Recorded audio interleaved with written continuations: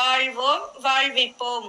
இது இறை வாக்கு. இறைவனிடமிருந்து தன் அடியார்களுக்கு வழங்க பெறும் அருள் அமுதம். ஒன்றாம் அருள் அமுதம். வாசம். வாக்கு ஒன்று. நான் உங்கள் மத்தியில் வாசம் செய்கிறேன். அன்பு கண்களை கொண்டு என்னை தரிசியுங்கள். ஆரவாரத்தை அப்புறப்படுத்தினால் மட்டுமே நீங்கள் அமைதியை ஸ்பர்சிக்க முடியும். வாழ்வோம் வாழ்விப்போம். இறைவனை தரிசித்த சித்தர்கள். இறைவனுக்கு சின்ன வயதில் இருந்தே கடல் மீது ஒரு ஈர்ப்பு உண்டு. கன்னியாகுமரி கடல், அதன் பிறகு திருச்செந்தூர் கடல். அதற்கு ஒரு காரணம் உண்டு. நீர் உயிர் வாழ்வதற்கு உதவுவது. அந்திம காலம் நீராலே முடித்து வைக்க பெறும். பஞ்சபூதங்களில் நீரில் தான் அதிக சித்தர்கள் அபயமாகி உள்ளனர். அக்னியிலும் நிலத்திலும் அடங்கி இருப்பவர்களை காட்டிலும் நீரில் அடங்கி இருப்பவர்களுக்கே ஆற்றல் அதிகம். ஆகாயத்தோடு உடனே கலக்கும் வல்லமை மிக்காரே நீரில் மூழ்கி கிடப்பர். ஆகாய கணக்கோ கால கணக்கோ நீரில் உள்ளவர்களுக்கு அத்துப்படி. வானிலிருந்து உயிர் கூட்டம் நீர் வழியாகவே மண்ணை தொட்டது. கடல் நீரை ஆவியாகி வானை எய்தி மீண்டும் வான் மழையாக மண்ணுக்கு வருவதிலிருந்தே கடல் நீர் பரப்பு பூமிக்கு எவ்வளவு அத்தியாவசியம் என்பது புரியும்.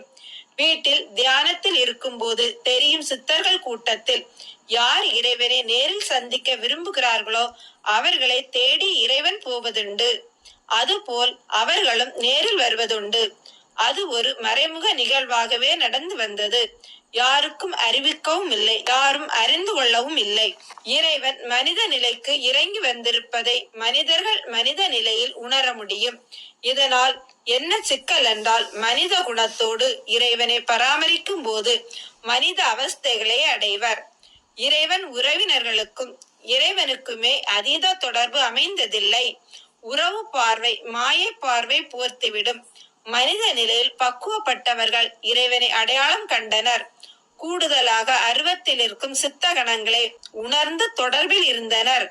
அதனால்தான் இறைவனிடம் தீட்சை வாங்குவவரிடம் கூட இறைவன் தன்னை வெளிப்படுத்தியது இல்லை. என்னை எப்படி காண விரும்புகிறீர்களோ அப்படியே அடைவீர்கள் என்பார். திருச்செந்தூர் கடலை பிடித்தது. அப்பாவோடு பல முறை சென்று இருக்கிறார். அப்போதெல்லாம் தன்னை அடையாளப்படுத்தாதவர். இறைவன் நண்பர்களோடு தனியாக தியானம் இருக்கலாம் என்று திருச்செந்தூர் கடற்கரையில் போய் அமர்ந்து தியானம் பண்ணும் போது காட்சியில் வந்தவர் வாலை சித்தர்.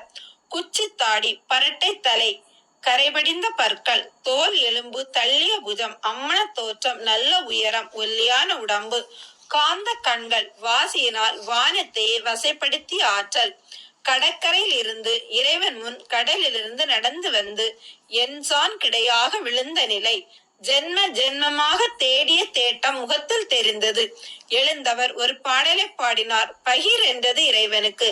நேற்று இறைவன் எழுதிய பாடல். ஐயனே, என் தளத்தில்தான் தங்கள் முதல் பாடல் நூல் வெளியிட வேண்டும் என்றார். அது பற்றி எந்த சிந்தனையும் இல்லாத இறைவன் அமைதியாக இருந்தார்.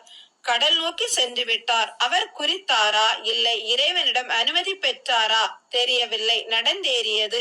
7 ஆண்டுகள் கழித்து அதே திருச்செந்தூரில் இறைவனின் முதல் அருட்பாடல் திருச்சபையினுள் வெளியிட பெற்றது. வாலை சித்தர் கடல் நீரில் நடந்தே சென்று மறைந்ததை பார்த்து கொண்டிருந்த இறைவனுக்கு அவரை பற்றிய காட்சி கிடைத்தது.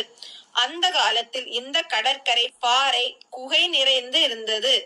இங்கு கடலில் நடந்து சென்று நீரில் மூழ்கி தவம் செய்து பின் கரைக்கு வந்து குகையில் இருந்து ஓய்வு எடுப்பது இவர் நிலை. தன் சீடர்களுக்காக குகையில் பஞ்சபூதத்தின் அடையாளமாக பஞ்சலிங்கத்தை பிரதிஷ்டை பண்ணி கொடுத்து தவம் பண்ண வைத்தார். பின் ஊர் மக்கள் கூடுவதை கண்டு அவர்களுக்கு 6ஆம் அறிவு நிலையை போதிக்க சண்முகரை நிறுவி முருக தத்துவத்தை போதித்தார். அலைகடல் ஓரத்தில் குகைக்குள் பஞ்சலிங்கத்தையும் குகைக்கு மேல் சண்முகரையும் பிரதிஷ்டை பண்ணி இன்றைய திருச்செந்தூர் முருகன் கோவிலை ஆரம்பத்தில் சீரலை வாயில் நிறுவியவர் இவரே. இவர் சிஷ்ய கோடிகளால் பராமரிக்கப்பட்டு இதை முதன்மையாக கொண்டு பிற்காலத்தில் அறுபடை வீடு தோற்றுவிக்க பெற்றது. திருச்செந்தூர் கடற்கரை சென்றால் இன்றும் கடலுக்கடியில் இருந்து தரிசிப்பார் வாலை சித்தர். இறைவனை தரிசித்த சித்தர்கள் அனைவரோடும் வாலை சித்தரும் பவனி வருகிறார். வாழ்வோம் வாழ்விப்போம்.